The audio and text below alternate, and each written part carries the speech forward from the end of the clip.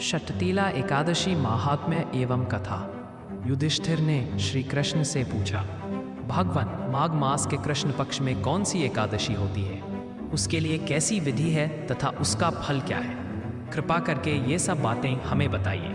श्री भगवान बोले, नृपश्रेष्ठ, माघ गुजरात महाराष्ट्र के अनुसार पौष मास के कृष्ण पक्ष की एकादशी षटतिला के नाम से विख्यात है, जो सब पापों का नाश करने वाली है। मुनिश्रेष्ठ पुलस्त्य ने इसकी जो पापहारिणी कथा दालभे से कही थी उसे सुनो। दालभे ने पूछा, ब्रह्मन, मृत्युलोक में आए हुए प्राणी प्राय पापकर्म करते रहते हैं, उन्हें नरक में ना जाना पड़े इसके लिए कौन सा उपाय है, बताने की कृपा करें।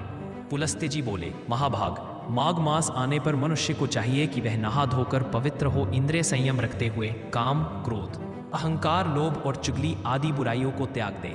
देवादिदेव भगवान का स्मरण करके जल से पैर धोकर भूमि पर पड़े हुए गोबर का संग्रह करें, उसमें तिल और कपास मिलाकर 108 पिंडिकाएं बनाएं। फिर माघ में जब आर्द्रा या मूल नक्षत्र आए तब कृष्ण पक्ष की एकादशी करने के लिए नियम ग्रहण करें।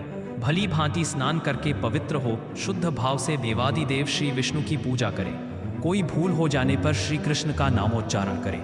रात को जागरण और होम करें।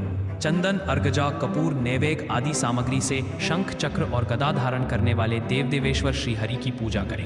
तत्पश्चात भगवान का स्मरण करके बारंबार श्री कृष्ण नाम का उच्चारण करते हुए कुम्हरे, नारियल अथवा बिजोरे के फल से भगवान को विधि पूर्वक पूजकर अर्घ्य दें। अन्य सब सामग्रियों के अभाव में 100 सुपारियों के द्वारा भी पूजन और अर्घ्यदान किया जा सकता है। अर्घ्य का मंत्र इस प्रकार है, कृष्ण कृष्ण कृपालुस्तमगति नाम गतिर्भव संसारार्णवमग्नानां प्रसीद पुरुषोत्तम।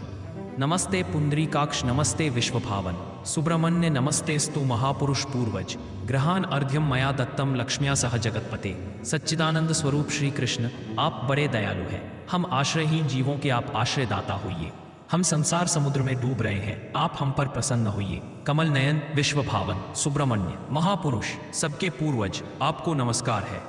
जगतपते, मेरा दिया हुआ अर्घ्य आप लक्ष्मी जी के साथ स्वीकार करें।